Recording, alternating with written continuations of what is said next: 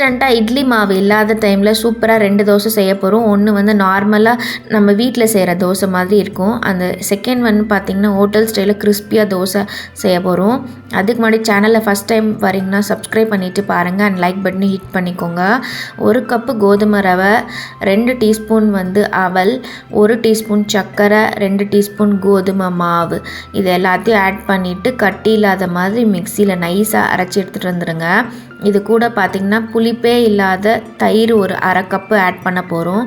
Add பண்ணிவிட்டு அது கூட 1/4 டீஸ்பூன் மட்டும் பார்த்திங்கன்னா உப்பு ஆட் பண்ணிவிட்டு 1 டீஸ்பூன் தண்ணி போட்டுட்டு நல்லா ஃபஸ்ட்டு லம்ஸ் இல்லாத மாதிரி கலக்கிட்டு அதுக்கப்புறம் அகெயின் 1 கப்பு தண்ணீர் ஆட் பண்ண போகிறோம். அது வந்து தோசை மாவு பதத்துக்கு வரத்துக்காக ஆட் பண்ணிவிட்டு 1/4 டீஸ்பூன் மட்டும் பார்த்திங்கன்னா இட்லி சோடா மாவு ஆட் பண்ணியிருக்கேன். இது எல்லாத்தையும் நல்லா லம்ஸ் இல்லாத மாதிரி கலக்கிட்டு தோசை மாவு கன்சிஸ்டன்சிக்கு 15 நிமிஷம் அப்படியே ரெஸ்ட் விடுங்க.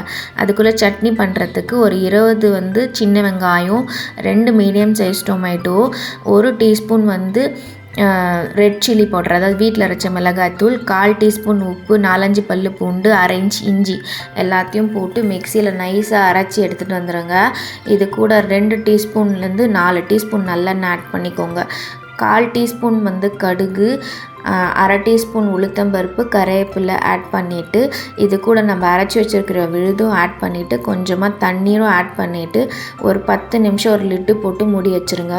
10 நிமிஷம் கழித்து பச்சை வாசனை நல்லா போனதுக்கப்புறம் சூப்பராக இந்த சட்னி சூப்பராக இருக்கும். இதுக்கு பேர் ட்ரெயின் சட்னின்னு சொல்லுவாங்க.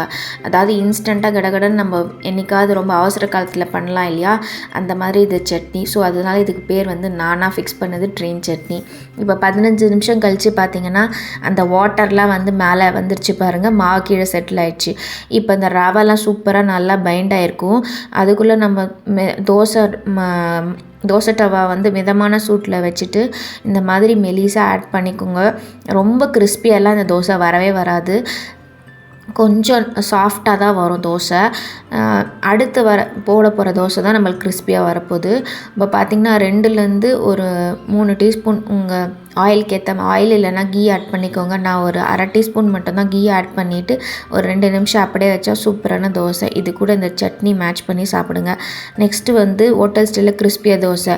1 கப்பு ரவை, 2 டீஸ்பூன் வந்து கோதுமை மாவு, 1 டீஸ்பூன் வந்து கடலை மாவு, 1 டீஸ்பூன் சர்க்கரை வந்து இந்த கலர் வரத்துக்காக நம்ம ஆட் பண்ணுறோம். இப்போ எல்லாத்தையும் வந்து நல்லா நைஸாக அரைச்சிட்டு இது கூட பார்த்திங்கன்னா 1 கப்பு மட்டும் புளிப்பு இல்லாத தயிர் ஆட் பண்ணியிருக்கேன். நீங்கள் எந்த கப்பில் ரவை மெஷர்மெண்ட் எடுக்கிறீங்களோ அதே கப்பில் தயிரும் ஆட் பண்ணணும். இதுதான் கரெக்டான பதம்.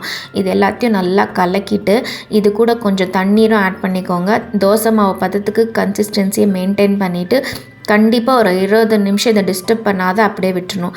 இதில் சோடா மாவு எதுவும் ஆட் பண்ண போகிறது இல்லை. 1/4 டீஸ்பூன் மட்டும் உப்பு தான் ஆட் பண்ணியிருக்கேன். இதை அப்படியே ஒரு 20 நிமிஷம் அப்படியே விட்டுருங்க. அதுக்கப்புறம் இது கூட உளுத்தம்பருப்பு சட்னி பண்ண போகிறோம்.